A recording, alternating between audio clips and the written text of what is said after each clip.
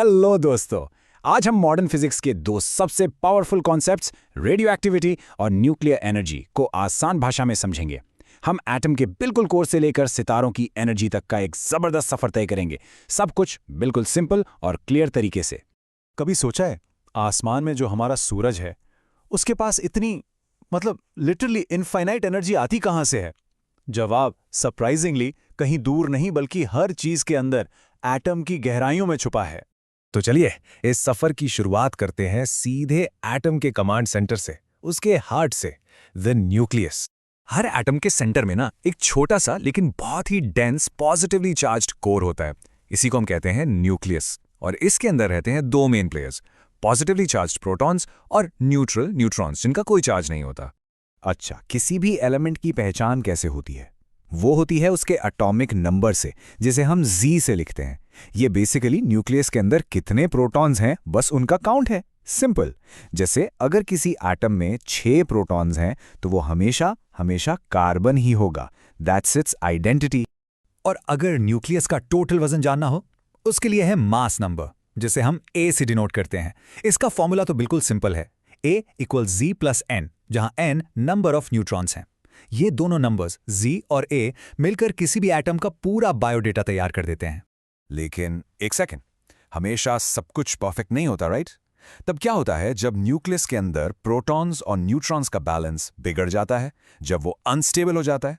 बस यहीं से शुरू होता है एक जबरदस्त नेचुरल फिनोमेनॉन, जिसे हम कहते हैं रेडियो एक्टिविटी।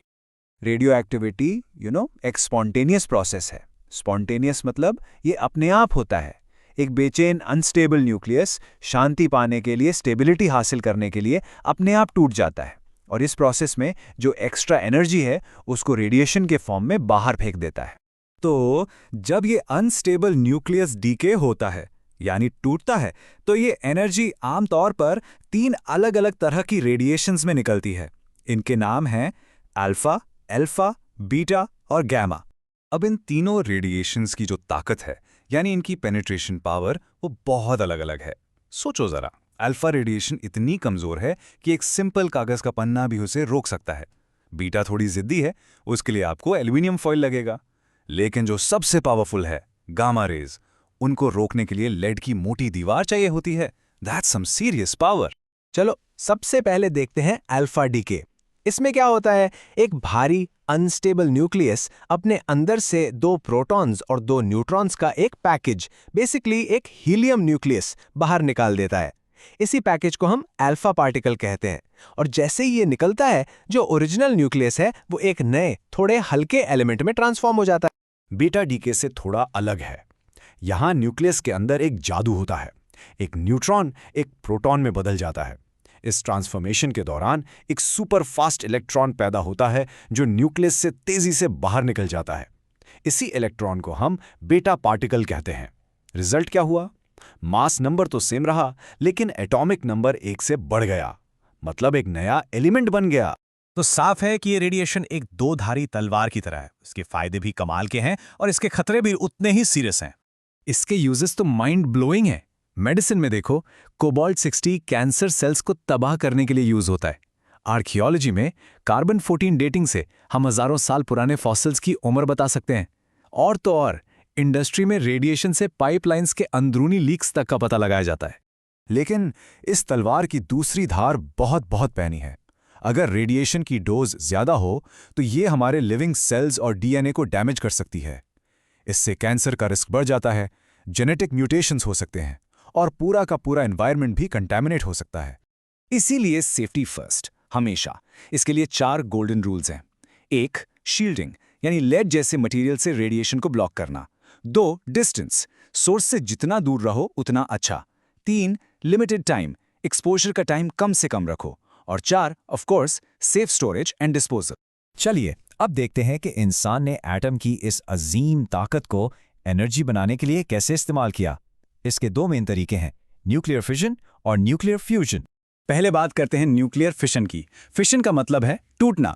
ये वो प्रोसेस है जिसमें एक भारी न्यूक्लियस जैसे कि यूरेनियम पर एक न्यूट्रॉन से टक्कर मारी जाती है और वो 2 छोटे न्यूक्लियाई में टूट जाता है। इस टूटने से जो एनर्जी निकलती है वो अकल से परे है। न्यूक्लियर पावर प्लांट्स इसी प्रिंसिपल पर काम करते हैं।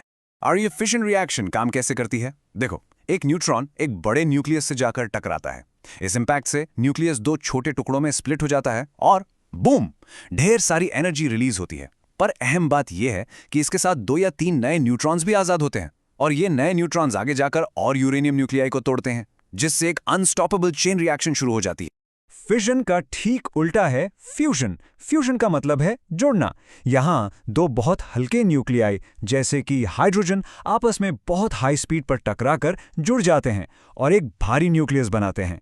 इस प्रोसेस में फिशन से भी कई गुना ज्यादा एनर्जी रिलीज होती है, लेकिन इसको शुरू करने के लिए एक्सट्रीम मतलब सूरज जैसा टेम्परेचर और प्रेशर चाहिए, जो जमीन पर बनाना बहुत बहुत मुश्किल है। और बताए यही वो रिएक्शन है जो हमारे सूरज और आसमान के हर सितारे को पावर दे रही है। उनके कोर में हाइड्रोजन एटम्स कंटिन्यूअसली आपस में फ्यूज होकर हीलियम बना रहे हैं और उससे बेइंतहा एनर्जी निकल रही है। देखा, हम घूमकर वहीं आ गए जहां से हमने शुरू किया था। ओके, काफी कुछ सीख लिया। तो चलिए अब एक क्विक फायर रिवीजन करते हैं ताकि ये सारे कॉन्सेप्ट्स आपके दिमाग में एकदम कॉन्क्रीट हो जाएं। सबसे पहले एटम के 3 main building blocks, proton, neutron और इलेक्ट्रॉन। ये टेबल देखिए। यहां आप इनका चार्ज, मास और लोकेशन को साइड बाय साइड कंपेयर कर सकते हैं। एकदम क्रिस्टल क्लियर हो जाएगा। नेक्स्ट, हमारी 3 रेडिएशंस, अल्फा, बीटा और गामा। इस टेबल में इनका नेचर, चार्ज, पेनिट्रेशन पावर और स्पीड सब कुछ एक साथ है। ये टेबल इनकी पूरी पर्सनैलिटी को एक झटके में समराइज कर देता है। और आखिर में न्यूक्लियर एनर्जी के 2 सुपरस्टार्स, फिजन और फ्यूजन। एक न्यूक्लियाई को तोड़ता है, दूसरा जोड़ता है।